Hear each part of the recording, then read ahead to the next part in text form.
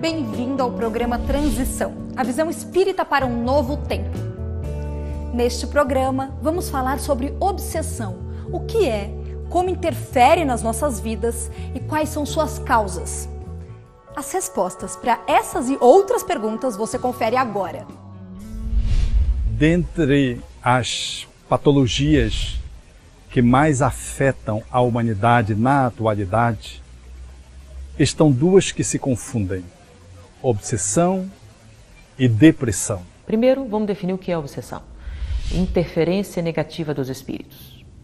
Então, os espíritos não só são capazes de se comunicar conosco, como existem, e nessa comunicação eles podem influenciar nossos pensamentos e atos. Da mesma forma como nós podemos interferir na vida de uma pessoa e causar alguns transtornos, claro, os espíritos também o fazem, mas não é por magia, não é por algo sobrenatural. É apenas um processo de comunicação. E aí a importância da seguinte ideia: todo o processo de comunicação envolve uma pessoa que está emitindo, dando ideias, e outra que está recebendo. Quando essa influência é negativa, é prejudicial à nossa vida, ela é chamada de processo obsessivo. Ela nunca ocorre por espíritos evoluídos. Espíritos bons, eles só querem nos aconselhar, nos auxiliar, e eles respeitam o nosso livre-arbítrio e a nossa escolha. Então, espíritos involuídos, inferiores, eles tentam influenciar e interferir na nossa vida. Então, não só a pessoa fica sob influência de algumas atitudes, né, falar algumas coisas que não são dela, intuídas por esse espírito que está obsediando, mas também cair num estado depressivo, em que ela pensa que ela não tem muito valor, e ela começa a colocar aqueles pensamentos na sua mente como se fosse dela, mas é uma intuição de um espírito inferior. Agora, quais seriam as causas dessa obsessão?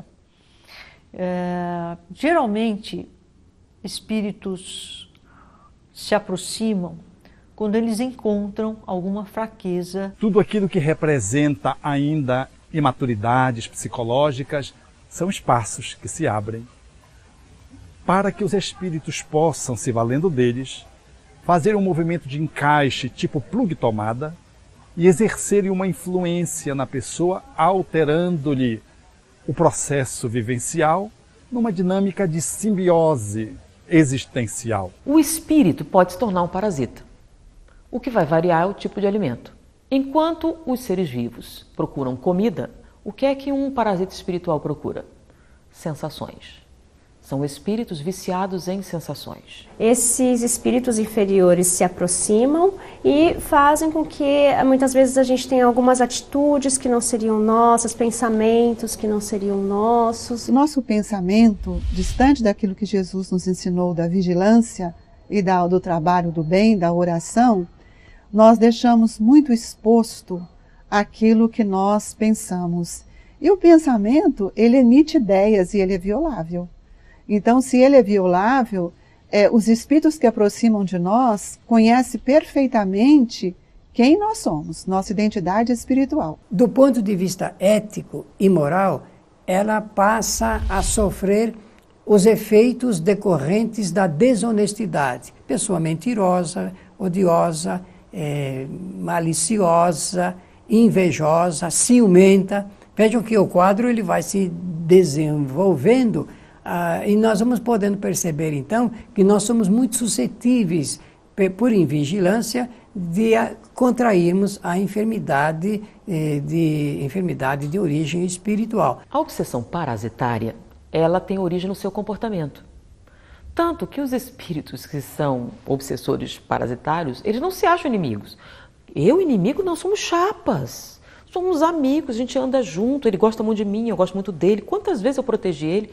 E realmente tem que ter proteção. Tem bêbados que fazem coisas incríveis e sobrevivem. Saem profundamente alcoolizados e chegam em casa direitinho, sem matar ninguém. É uma coisa estarrecedora. Ah, então teve proteção? Teve. Mas não entenda, não é uma coisa positiva. Ele não quer perder sua vaquinha. Porque é melhor um pássaro na mão do que dois voando. Ele não sabe se vai achar um outro fornecedor. Então, relativamente até tem, mas isso não é uma garantia, tá? E com isso, no caso da obsessão parasitária, o que determina a ligação é o seu comportamento. Se você é um fornecedor, vai achar alguém que quer comprar.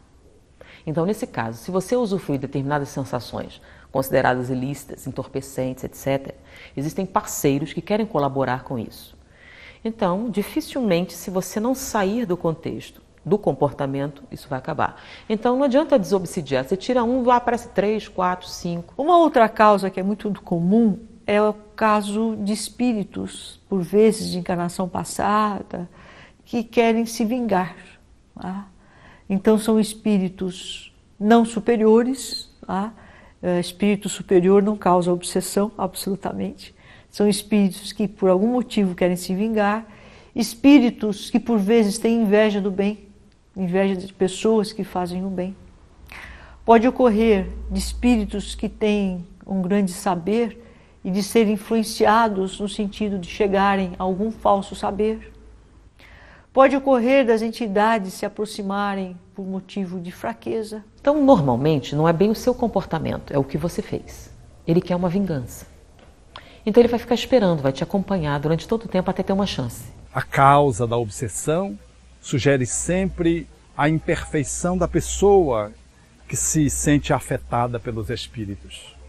As suas imperfeições morais, os seus vícios, as suas dificuldades interiores, as suas limitações. Jogar a culpa pelo obsessor, pelas nossas obsessões, talvez não seja a melhor explicação. Mas espíritos que vibram nesta mesma sintonia conosco, eles acabam sintonizando com a nossa mente. Um plug que se conecta com a nossa mente. Então, o espírito do obsessor, se aproveitando daquela nossa vibração reduzida, ele acaba imprimindo também os seus pensamentos, as suas vontades. Sensações físicas surgem a partir de corpos físicos. Se você perder o seu corpo físico, você deixa de poder usufruir das sensações físicas. Por isso você se torna um parasita. Se você pudesse fazer no mundo espiritual tudo o que faz aqui, por que você obsidia alguém? Não tem lógica, não tem sentido. A gente tem que pensar com a razão. Então, por que você parasita alguém? Porque você é viciado em sensação. E nós agimos, muitas vezes, de uma forma inconsciente, mas por influência desse espírito que está nos obsediando. Que pode ocorrer de espírito para espírito desencarnado, pode ocorrer de espírito desencarnado para encarnado, pode ocorrer entre encarnados e também pode ocorrer de encarnado para desencarnado. Então a influência faz parte da nossa existência. Nós somos influenciados pelos pais, pelos amigos, pelos colegas, pelo bairro que a gente mora, até pela comida que a gente come. Então nós somos influenciados o tempo todo. E os espíritos também influenciam. Nós podemos sofrer essa influência quando nós baixamos a nossa vibração. Ou seja, quando nós não estamos bem, estamos com pensamentos ruins ou com pensamentos de tristeza, a gente abre um canal para que esses espíritos se aproximem. E essa obsessão, ela tem graus. Existe a obsessão simples, que é aquela que vem com aquela monoideia, aquela ideia estranha, aquela tristeza que nós não sabemos o porquê, nem como aconteceu, até chegar à subjugação, que é o grau máximo de obsessão, que nós costumamos dizer que é como se o encarnado fosse um marionete do espírito. Então ele tem total poder e total controle sobre as ações e pensamentos do espírito encarnado que está sendo obsediado. Então o espírito não chupa álcool, nem cocaína, nem nada, tá? Então o que ele quer de você? Ele não quer a sua cocaína ou seu álcool. Ele quer a sensação que o álcool provoca em você quando você toma. Ele quer a sensação física que a cocaína provoca em você quando você usa. Então, ele não vai chupar coisa alguma. Até porque ele morreu e está em outro plano de existência. Vamos continuar tratando desse assunto logo após o intervalo. Voltamos já.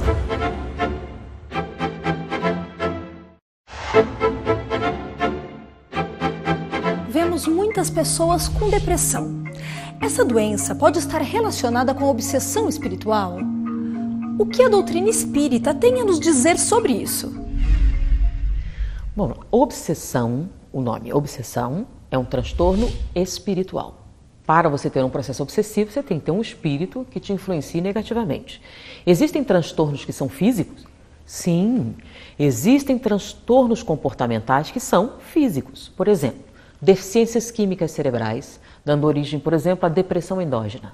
Você tem a deficiência de um neurotransmissor, isso terá sintomas. Esses sintomas serão comportamentais, não tem nada a ver com o espírito. Depressão, ela tem múltiplos fatores causais que alteram a neuroquímica cerebral e deprimem o ser humano, gerando-lhe um quadro bem configurado. Tanto que se você tomar o remédio correspondente, você vai ter uma melhora do seu quadro. Ah, mas eu tomei remédio e não melhorei. Vamos lá, nós temos temperamentos diferentes, nós somos pessoas diferentes. E com isso nós temos várias famílias de medicação diferentes. Tá? Então você não fica bem com um remédio, fica com outro. São 5 famílias, além das associações entre elas. Porém, o fator obsessivo também precisa ser considerado em algumas instâncias. Não que necessariamente sempre tenhamos um obsessor como indutor e influenciador desse processo depressivo. Mas considerando que o apóstolo Paulo nos falou da nuvem de testemunhas ao nosso redor, que são os seres desencarnados que nos cercam, então temos que considerar que o nosso estado emocional e psíquico reflete também o estado emocional e psíquico daqueles que nos acompanham. A grande maioria da depressão, não todas, mas a grande maioria tem influência espiritual sim, até porque a própria depressão acaba sensibilizando muito a pessoa e abrindo portas para uma obsessão. Algumas leves, fácil de ser curadas, e outras já mais de um nível mais forte, que necessita de um tratamento um pouco mais prolongado. A grande questão da obsessão, quando ligamos o assunto à depressão, é que aquele que se sente influenciado negativamente pela mente de alguém, esteja encarnado ou desencarnado, vai fragilizando as suas defesas e abre um espaço para que a obsessão atue no sentido de desencadear a depressão. É verdade que a depressão também tem causas físicas, mas ela se agrava com as influências de outras mentes que interagem entre si. Portanto, há depressões que têm uma origem de uma influenciação espiritual. O espírito que se aproxima da pessoa encontra encaixe, sintonia vibratória nas suas imperfeições, vincula-se por vários motivos, uma perda, vincula-se por ódios, vincula-se por um temperamento melancólico, e o espírito, em se associando, impulsiona a pessoa para mergulhar num quadro, às vezes triste, aprofundando para um quadro já que se caracteriza num quadro médico. A depressão tanto pode levar para a obsessão, como a obsessão pode levar a uma depressão. Nós, quando falamos disso, nunca vai ter uma regra, nenhuma coisa fechada. Cada caso é um caso e deve ser analisado com todo o cuidado que ele merece. A depressão, ela é uma patologia psiquiátrica que se diferencia da tristeza. A tristeza é uma emoção que todos sentimos. Perdemos o ente querido circunstancialmente, nos sentimos tristes. A tristeza é uma emoção que não representa doença, mas quando esse processo de dor ele se aprofunda, afeta o humor, gera uma profunda alteração no prazer, a dinâmica, portanto, mental de uma forma mais generalizada, por um determinado período de tempo, aí os psiquiatras, a medicina configura num quadro de depressão. E aí nós temos diversos neurotransmissores, mas tratamento mesmo nós temos só para alguns. Então não são todos os transtornos mentais que têm tratamento. Alguns não têm, mas muitos têm. E quando se tratam, melhoram. Você tem surto psicótico, você toma um antipsicótico e fica bom. O surto consiste em quê? Imaginar que tem vozes falando com você, mandando você matar, mandando você isso, mandando você aquilo. Você toma um antipsicótico e fica bom. E aí vem um maluco e diz que você tem um obsessor, larga de tomar os remédios e surta de novo. É uma doença que vem se instalando em todos os locais, desde crianças a idosos. Então, é algo que merece cuidado e atenção. Então, nós precisamos cuidar dos nossos pensamentos, das nossas ideias, das nossas atitudes, para que isso não gere uma obsessão que pode gerar a depressão, ou para que a depressão, por conta daqueles pensamentos negativos que nós vamos mantendo, atrai espíritos inferiores para nos obsediar e o quadro se torne um tanto quanto mais grave, mais difícil de ser tratado, de ser superado. Então, a saúde hoje, na atualidade, por muitos aí que trabalham com medicina já holística, medicina quântica deve levar em consideração o aspecto biológico da depressão e o aspecto espiritual e a obsessão durante esses processos depressivos. No passado, nós temos relatos de muitas pessoas que estavam com problemas de obsessão espiritual e por falta de conhecimento eram tratadas com medicamento como se eles fossem loucos, como se fosse um problema psiquiátrico. E aí era ministrado uma medicação não correta para aquele sintoma que ele estava passando, eles eram tidos como loucos e não surtia o efeito, ou seja, o tratamento acabava não tendo resultado porque o problema dele era espiritual. São quadros de obsessão que parecem que são doenças psiquiátricas, transtornos, distúrbios psicológicos, mas que na verdade revelam uma mente de um encarnado, de uma pessoa que está atravessada, interconectada com outras mentes enfermas, que lhe modificam as emoções, altera-lhes os pensamentos, a capacidade de ajuizamento, às vezes traz alterações sensoriais, às vezes promove delírios, alucinações, às vezes altera a linguagem e às vezes altera a postura. Tal é, às vezes, o processo invasivo com que se estabelece as obsessões espiríticas, portanto, obsessões que falam das interferências espirituais. Então, uma pessoa que está passando por um problema de obsessão espiritual, ele deve buscar uma casa espírita para que, através dos trabalhos, através do próprio conhecimento da doutrina espírita, ele poder obter a sua cura. O Espiritismo analisa com muita propriedade, porque essas obsessões, elas simulam várias doenças psiquiátricas. Às vezes a pessoa vem tão desorganizada que a um olhar médico, a princípio, pressupõe-se estar diante de um quadro de esquizofrenia. Tal é a desorganização com que a pessoa se coloca com seu aparato mental, seu aparelho mental profundamente comprometido. Sendo uma obsessão espiritual a origem da depressão, o caminho para a cura é o tratamento espiritual e o autoconhecimento, ou seja, a educação moral. Porque de nada adianta a gente fazer um tratamento de desobsessão, isso pode resolver o problema momentaneamente, e depois, se nós não mudarmos nossas atitudes, não mudarmos nossa maneira de pensar, não mudarmos os nossos sentimentos, nós acabamos lá na frente passando por esse problema novamente. Vamos fazer um breve intervalo, voltamos dentro de instantes.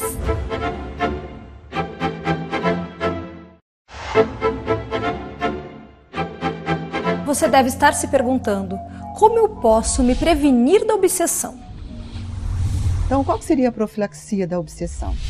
Seria compreender a força do pensamento e da vontade, porque a vontade é o atributo que é mais trabalhado pela obsessão, que eles atuam na vontade, né? E que nós estivéssemos todos ligados ao trabalho do bem. Porque o trabalho do bem é o antídoto que nós temos para evitar o processo da obsessão. Então você matou, você tem que ajudar a salvar vidas. Você roubou, você tem que fazer a caridade. Você fez, você vai ter que resgatar isso. É a única maneira de se libertar. E nem todo mundo quer, porque a gente está no culto à personalidade, né? Eu quero ser feliz. Não tem o direito de ser feliz? Tem, depois de pagar suas dívidas. Hoje nós vivemos um mundo materialista, um mundo consumista. E isso, na verdade, não traz alimento espiritual para as pessoas. Então elas acabam se frustrando, pensam que o consumo satisfaz e não satisfaz, não é? Daí essa angústia, digamos assim, de o indivíduo não se realizar plenamente. Daí a importância de buscar um sentido existencial.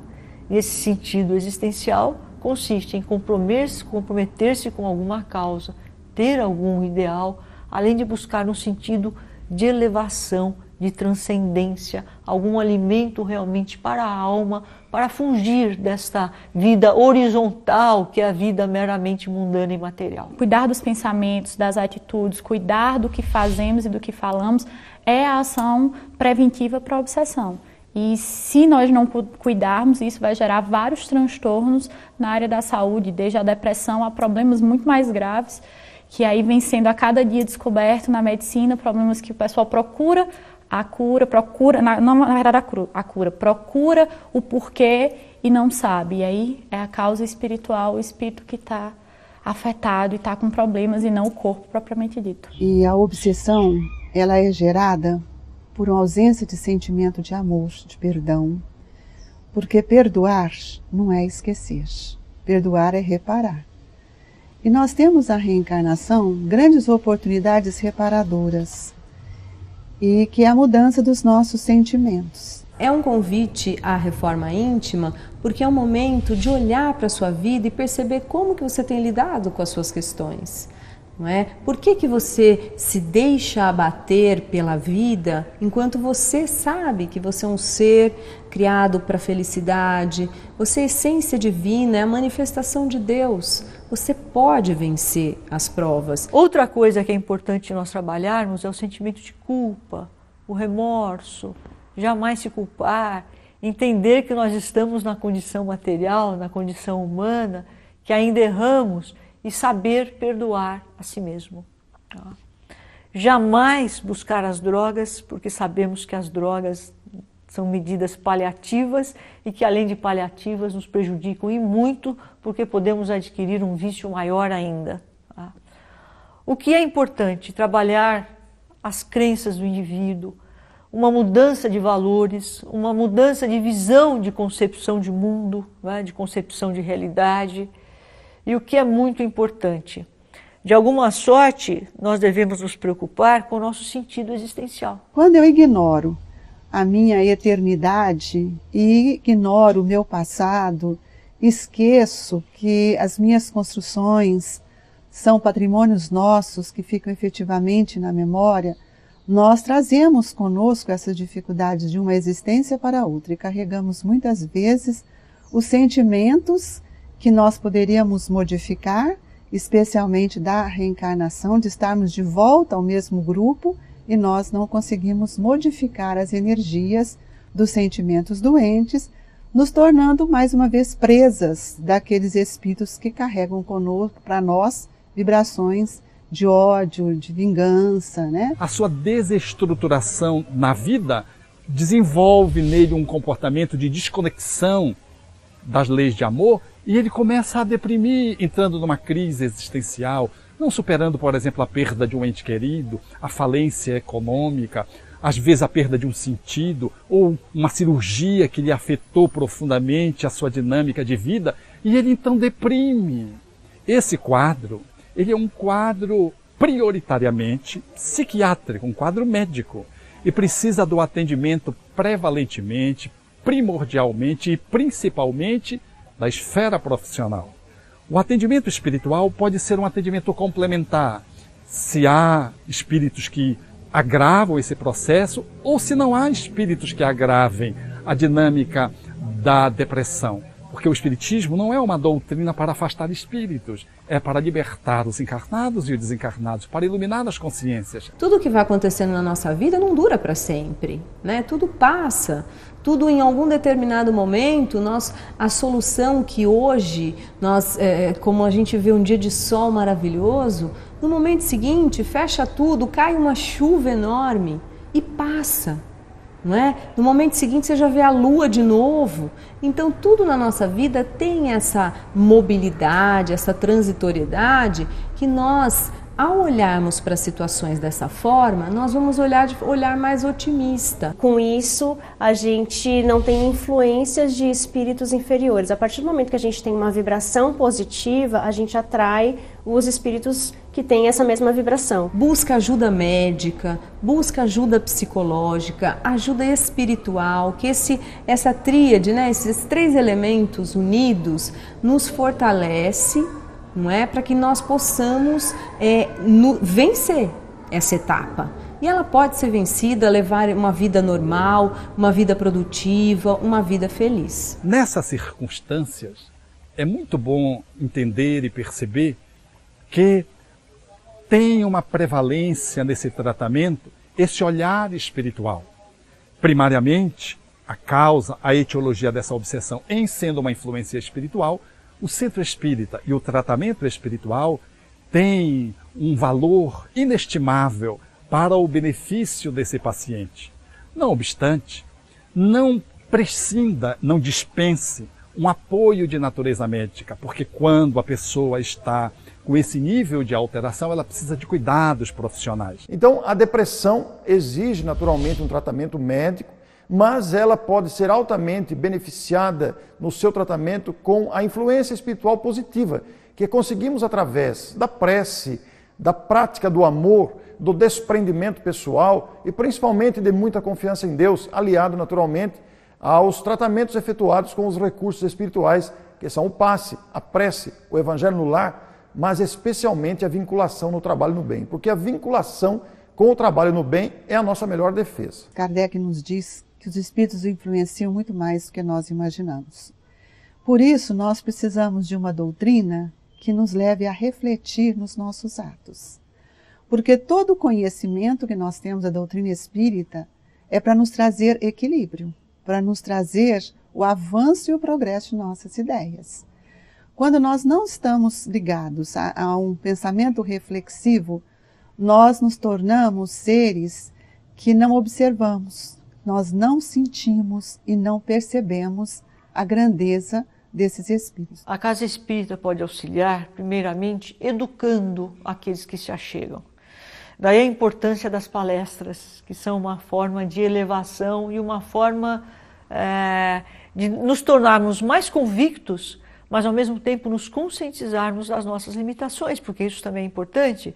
Quer dizer, a palestra, ela nos educa, ela nos leva a nos conscientizar melhor daquilo que precisamos superar, além de ela permitir que nós nos elevemos, nos engrandeçamos e percebamos aquilo que existe de infinito em nós. A medicina se beneficia profundamente, tanto quanto as pessoas que se padecem dessas patologias espirituais, do acolhimento que o centro espírita pode oferecer, dando todo um suporte de amor e lembrando Jesus ao seu tempo, quando enfrentava os obsediados, aqueles que eram afetados pelos espíritos, e ele conseguia fazer o processo das curas com a sua magnitude espiritual, afastando as entidades sofridas e apoiando os enfermos. Então, o antídoto que nós precisamos buscar, sem dúvida, é a aplicação do conhecimento do Evangelho de Jesus em nossa vida.